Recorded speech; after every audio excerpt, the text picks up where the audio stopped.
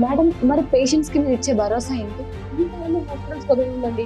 ఒక కార్ కొన్నా, ఒక ఫోన్ కొన్నా కమర్షియల్ ఫీల్ అవ్వని వీళ్ళు ఉత్తి హాస్పిటల్‌కి వెళ్తేనే చాలా కమర్షియల్‌గా ఫీల్ అవుతున్నారు. మా మెయిన్ వాల్యూ ఇక్కడ if our service is of no value to you, your money is of no value to us. అంటే మా సేవ మీకు విలువని ఇవ్వకపోతే మీ డబ్బుల్లో మాకు విలువ లేదండి.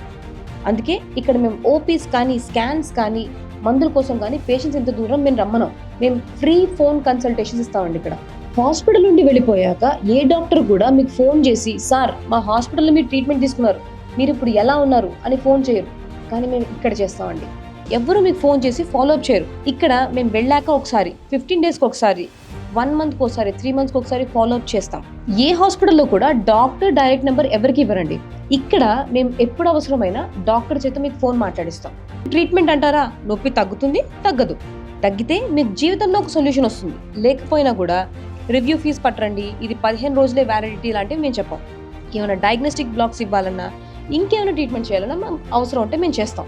ఇక్కడ విలువ ఉంది అనుకుంటే వాళ్ళు వస్తారు. ఇంతకంటే పేషెంట్కి ఏం కావాలండి?